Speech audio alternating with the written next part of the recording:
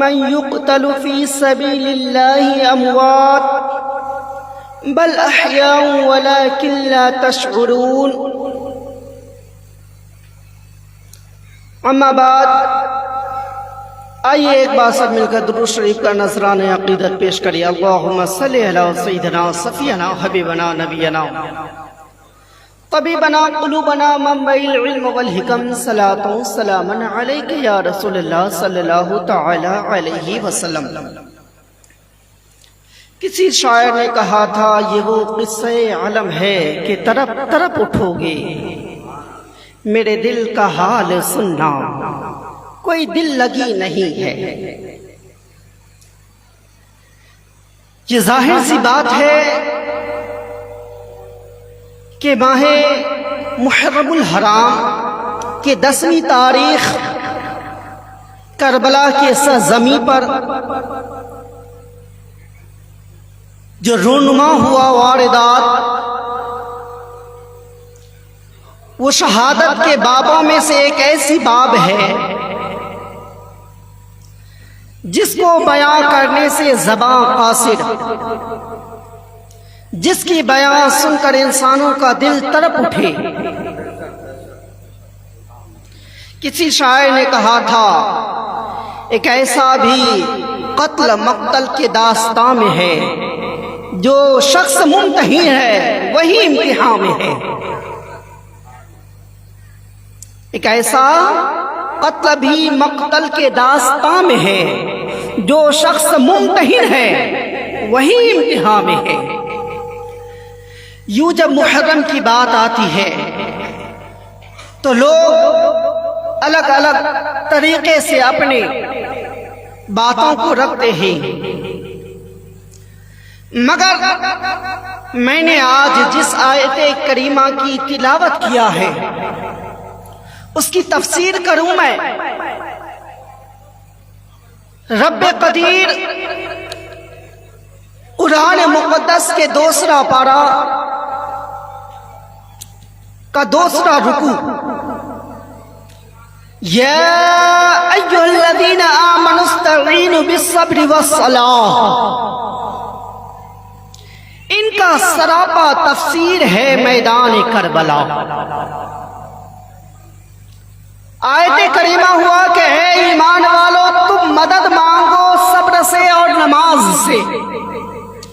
امام حسین نے بتایا کہ اے لوگوں جب صبر کی بات آئے تو صبر کرنا کیسے کرنا دیکھ لے حسین کو۔ علی اصغر گئے شہادت کے جام پی کر کے آئے، حسین نے صبر کیا۔ علی اکبر گئے شہادت کے جام پی کر آئے، حسین نے صبر کیا۔ عباس کا کٹا بازو چھیدا سینہ، شہادت کے جام پیے، حسین نے صبر کیا۔ اور گئے شہادت کے جام پیے، محمد گئے شہادت کے جام پیے، حسین نے صبر کیا۔ زید گئے شہادت کے جام پیے، حسین نے صبر کیا۔ ہر گئے شہادت کے جام پیے، حسین نے صبر کیا۔ اور اہل اسلام اور اپنے نانا کے امتیوں کو ایک درس دیا کہ او لوگو مصیبت ہر ایک پہ پڑتی ہے، آزمائش ہر ایک سے لیا جاتا ہے۔ چنانچہ اسی رکوع میں رب کریم فرماتا ہے وَلَنَبْلُوَنَّكُمْ بِشَيْءٍ مِّنَ الْخَوْفِ وَالْجُوعِ وَنَقْصٍ مِّنَ الْأَمْوَالِ وَالْأَنفُسِ وَالثَّمَرَاتِ، کہ ہم تمہیں ضرور آزمائیں گے۔ وَلَنَبْلُوَنَّكُمْ بِشَيْءٍ، کسی بھی چیز سے، کبھی بھوکے رہ کر کے، کبھی پیاسے رہ کر کے، کبھی مالوں میں کمی کر کے، کبھی جانوں میں کمی کر کے، تو بشارت ہے ان صبر کرنے والوں کے لیے۔ وَبَشِّرِ الصَّابِرِينَ الَّذِينَ إِذَا أَصَابَتْهُمْ مُصِيبَةٌ قَالُوا إِنَّ لِلَّهِ وَإِنَّا إِلَيْهِ راجعون، جو ان تمام مصائب پہ، ان تمام پریشانیوں پر صبر کرے اور یہ کہے کہ یہ جو ہمیں لاحق تھا، یہ جو ہمیں میسر تھا، یہ جو مجھے ملا ہوا تھا، سب اللہ کا دیا ہوا لوٹ پڑا اسی خالق کائنات کی طرف۔ اب حسین نے کہا ارے او لوگوں، جب تم پر مصیبت پہنچے، جب تم پر کوئی اذیت پہنچے، تو اس وقت تم اپنے خدا کو بھول نہ جانا، یاد کرنا کہ نبی کا نواسا حسین پر کیسی مصیبت ٹوٹا تھا، یاد کرنا کہ کیسی گھڑی تھی اور حسین نے کیسا صبر کیا، حسین نے کیسا صبر کیا۔ برادران ملت اسلامیہ، ایک نہیں، دو نہیں، تین نہیں، چار نہیں، 20 نہیں، 30 نہیں، 40 نہیں، 50 نہیں، پورے کے پورے گھرانے جو 72 کے اصحاب کے ساتھ امام حسین نے 22,000 یزیدیوں کے سامنے پیش کر دیا اور کہا او دولت کے پجاری، اگر تمہیں جان ہی لینا ہے تو حسین کے پورے گھرانے والوں کو لو، اور دیکھو حسین کا صبر کیا ہے، دیکھو حسین کی استقامت کیا ہے۔ حسین نے صبر کیا، اور جب حسین کی باری آئی تو تاریخ آج بھی بھنگ دلہن اعلان کر کے کہتا ہے کہ ارے او دنیا والوں، تم نے نماز پڑھی تو کیا پڑھی، حسین کا سجدہ جا کے دیکھ، حسین کا سجدہ تو دیکھ۔ امام حسین جو بھوکے تھے، پیاسے تھے 2 دن کے، امام حسین جنہوں نے اون کے لاش کو اپنے ہاتھوں میں اٹھائے تھے، جس نے محمد کے لاشوں کو ہاتھوں میں اٹھائے تھے، جس نے عباس کے کٹے بازو والے ہاتھوں کو اپنے ہاتھوں میں لیے تھے، جس نے اپنے بیٹے علی اکبر کے جوان لاشوں کو اپنے ہاتھوں میں لیا تھا، جس نے اپنے معصوم 6 ماہ کے علی اصغر کے لاشوں کو اپنے ہاتھوں میں لیا تھا، ان تمام پر صبر کرنے کے بعد جب میدان کربلا میں دلدل سوار علی کا بیٹا امام حسین نکلا ہے،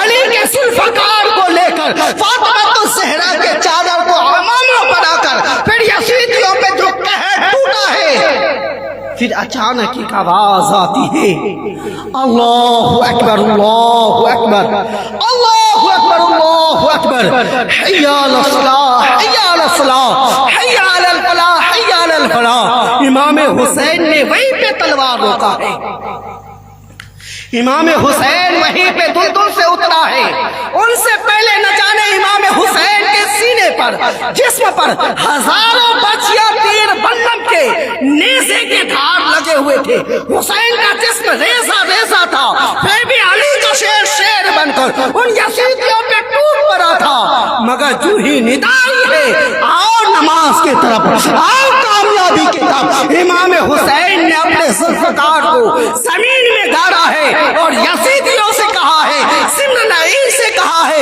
ارے او یزیدیوں، اگر حوصلہ ہو تو رک جاؤ اتنی دیر جتنی دیر میں حسین 2 رکعت نماز ادا کر لے، اگر حوصلہ ہو تو اتنی دیر کے مہلت دے دینا، ورنہ یہ حسین ہے، اس نبی کا نوازا ہے، جس نبی کا لایا ہوا دین ہے، دین کا سودا حسین نہیں کرے گا، اگر وہ منظور تو حسین کے سر کو تن سے جدا نمازوں میں کر دینا تیری مرضی ہے، مگر حسین اپنے جان کے بدلے نماز کو نہیں چھوڑے گا، حسین اپنی جان کے بدلے نماز کو نہیں چھوڑے گا۔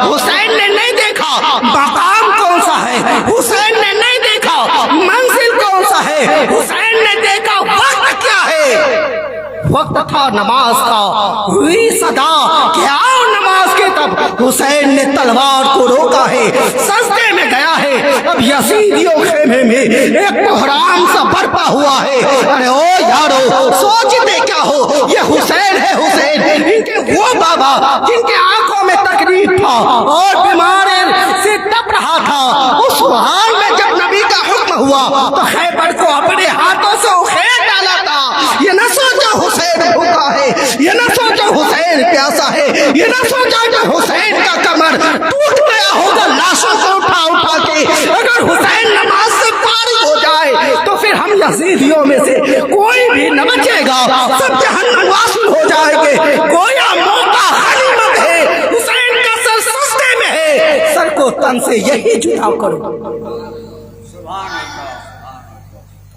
حسین کے سر کو یہی جدا کرو، اور پھر ان یزیدی لشکروں میں سے ایک نے تلوار کو اٹھایا ہے، جو ہی حسین سجدے میں گیا ہے اور آقا حسین کے سر کو سر سے تن سے جدا کر دیا گیا ہے۔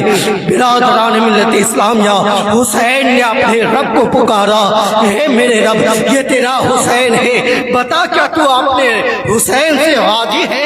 اے میرے رب بتا کیا تو حسین کے صبر سے راضی ہے؟ اے میرے رب بتا کیا تو حسین کی استقامت سے راضی ہے؟ اے مولا تو بتا کیا تیرا حسین تیرے امتحان پہ کھڑا اترا ہے؟ رب کی ندا آئی ہے، یا ایھا النفس المطمئنہ ارجعی الی ربک فادخلی فی عبادی وادخلی فی جنہ۔ اے نفس مطمئنہ ارجعی الی ربک، لوٹ چل اپنے رب کی جانب، فادخلی فی عبادی، داخل ہو جا تو نماز میں، داخل ہو جا تو عبادت میں، فادخلی فی جنہ، اور داخل ہو جا تو جنت میں۔ امام حسین نے اپنی آخری نماز ادا کیا ہے، سر کو سجدے میں دیا ہے، اور ایسا دیا ہے کہ سید الشہداء کا وہ سند لے کر نکلا ہے، وہ سردار کا گھرانہ، جن کا نبی، جن کا نانا نبیوں کے سردار، وہ نانا جن پہ آنے والی قرآن تمام کتابوں کا سردار، وہ ایسا بابا جن کا کہ تمام ولیوں کا سردار، اب اسے بھی شہادت اور شہداء کا سردار کہلانا تھا۔ ایک ایسا برپا ہوا میدان کربلا میں شہادت کا منظر کہ تمام شہداء کا سردار بن کے چمکا ہے امام حسین، تمام شہداء کا سردار بن کے چمکا ہے امام حسین۔ برادران ملت اسلامیہ، یہ ہے میدان کربلا۔ میدان کربلا میں امام حسین نے صبر اور استقامت کو بتایا ہے، اور بتایا ہے او میرے نانا کی امتیوں، جان جائے تو جائے مگر تیری ایمان نہ جانے پائے، جان جائے تو جائے مگر تجھ سے تیرا نماز نہ جانے پائے۔ مگر آج ہم ہے کیا؟ ہمارا اصول کیا بنا ہے؟ ہمارا اہم فریضہ کیا ہے؟ کیا ہم اللہ کے قریب ہیں؟ کیا ہم نماز سے قریب ہیں؟ کیا ہم روزہ سے قریب ہیں؟ کیا ہم شریعت سے قریب ہیں؟ کیا ہم دینی ارکان اور رکنوں سے قریب ہیں؟ کیا ہمارا عمل ایسا ہے جس عمل کو دیکھ کے آقا دو جہاں فخر معجزات وما ارسلناک الا رحمۃ للعالمین کی ذات فخر کرے ہم پر؟ کیا ہمارا چال چلن، ہمارا عادت، ہمارا اعتبار ایسا ہے؟ کیا ہم نے اپنے کریکٹر کو ایسا بنا لیا ہے، بنا رکھا ہے؟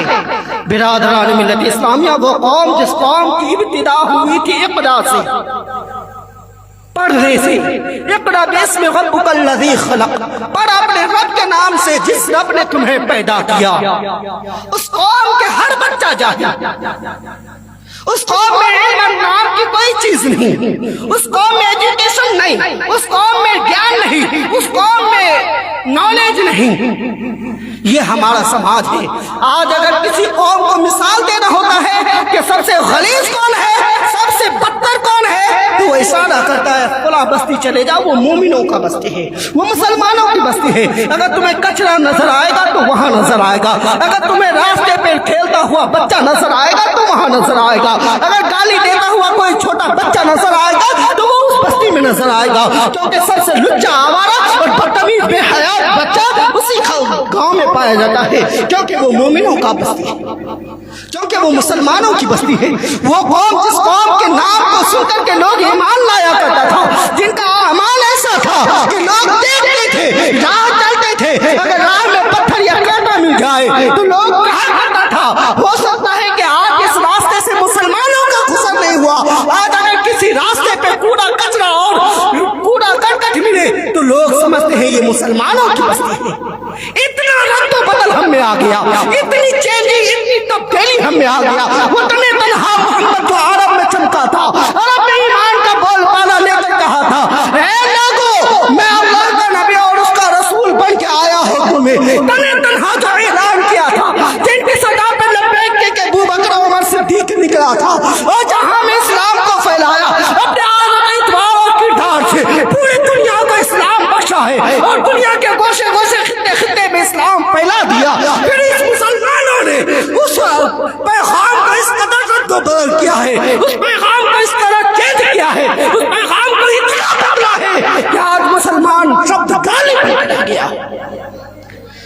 آج مسلمان شبد گالی بن کے رہ گیا ہے.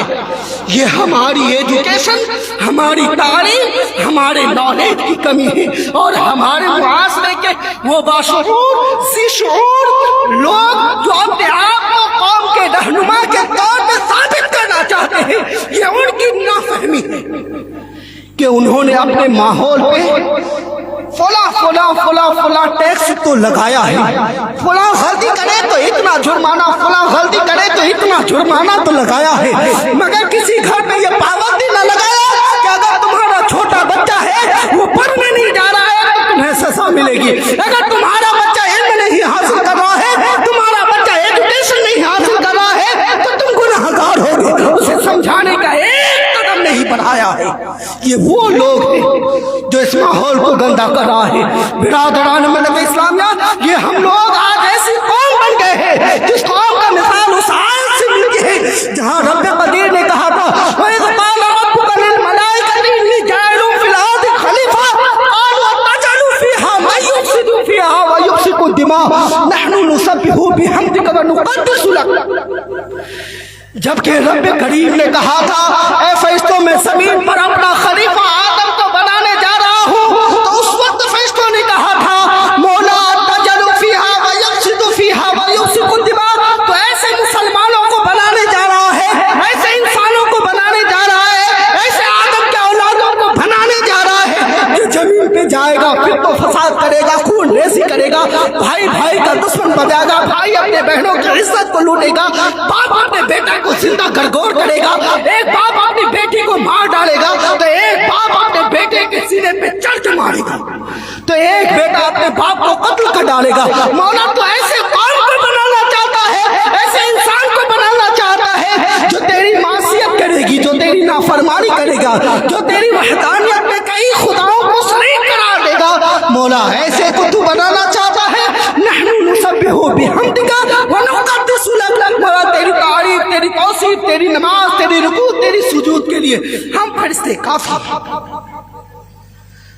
آج جب ہمارا معاشرہ میں سے ایک بیٹا اٹھتا ہے اور اپنے باپ کے گال پہ تماچا رکھتا ہے، ایک بیٹا اپنے ماں کی ہاتھوں کو پکڑتا ہے، گھر سے باہر نکالتا ہے گالی دیتے ہوئے، جب ایک بھائی اپنے بہنوں کا ہاتھ کو پکڑتا ہے، اپنے گھر سے باہر نکالتا ہے، جان تیرا حق کوئی نہیں ہے اپنے باپ کے دولتوں میں، باپ کے جائیداد میں، تو اس وقت یہ قرآن مقدس کی آیت سر تفسیر بن کے آتا ہے فرشتوں کا قول کہ مولا ہم نے کہا تھا یہ وہ انسان ہے جو زمین پہ جا کے خون ریزی فتن و فساد کرے گا. مولا دیکھ یہ تیرا بندہ ہے، مولا دیکھ یہ تیری معصیت کرتا ہے، مولا دیکھ اپنی بہن کی عزت کو لوٹتا ہے، مولا دیکھ اپنی بہن کے ساتھ زنا کرتا ہے، مولا دیکھ اپنے بھائی کو تماچا مار رہا ہے، مولا دیکھ اپنے باپ کو تماچا مار رہا ہے. برادران ملت اسلامیہ، ہمارا وقار، ہمارا شعور، ہمارا خیر، ہماری عقل کام ہو گئی ہے. آخر ہم کس تکلیف میں پہنچ گئے ہیں؟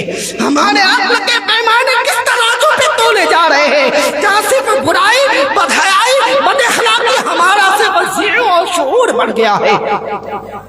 برادران ملت اسلامیہ، نہ سمجھوگے تو مٹ جاؤ گے اے ہندی مسلمانوں، تمہاری داستان تک نہ ہوگی داستانوں میں.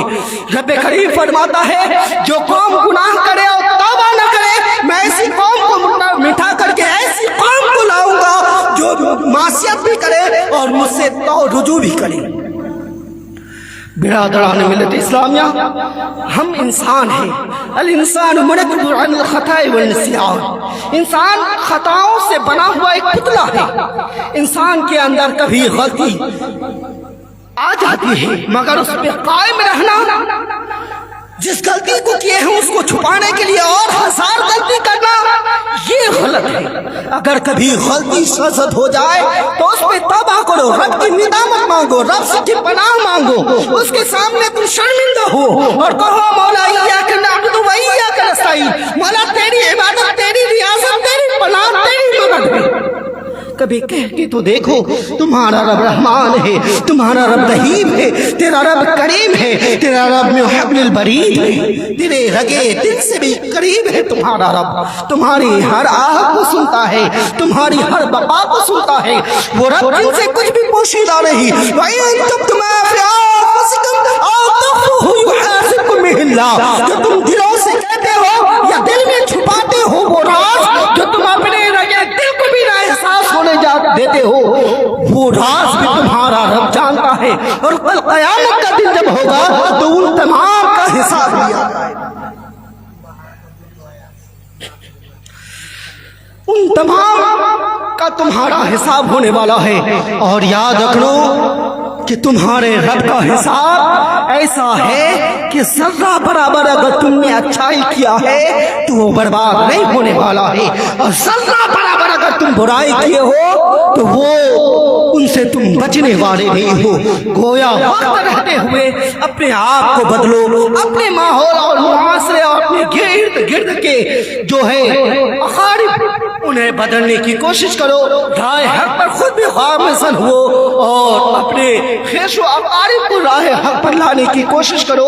ورنہ تو یوں رات بھر کہیں جائے اور رات بھر سنی جائے, اگر عمل نہ ہو تو وہ سب بیکار ہے. وما علیہ صدق اللہ العلی العظیم. کسی شاعر نے کہا تھا کہ بے عمل دل ہو تو جذبات سے کیا ہوتا ہے, دھرتی بنجر ہو تو برسات سے کیا ہوتا ہے عمل ضروری تکمیل تمنا کے لیے, ورنہ رنگین خیالات سے کیا ہوتا ہے, ورنہ رنگین خیالات سے کیا ہوتا ہے. بڑی بڑی باتیں کر لینا بڑی کمال کی بات نہیں ہے, اگر کم بات ہو مگر اس پہ اگر عمل پیرا ہو جاؤ. ہم لوگ سب مل کر اگر آقا حسین کے بتائے ہوئے راہ پر چلنے لگے, ہم لوگ سب مل کر نبی آخر الزمان علیہ الصلوۃ والتسلیم کی جس کی ہم کلمہ پڑھتے ہیں, جس کا ہم اپنے آپ کو امتی ہونے کا دعویٰ کرتے ہیں, اگر ان کے راہ بتائے پر چلنے کی کوشش کرنے لگے تو ہماری زندگی کامیاب ہے. ورنہ سارا زندگی یوں کن فیکن کے مصداق نہیں بلکہ کن لیکن کے مصداق ہو جائے گا. وما علینا الا البلاغ. صدق اللہ العلی العظیم. استغفر اللہ ربی من کل ذنب.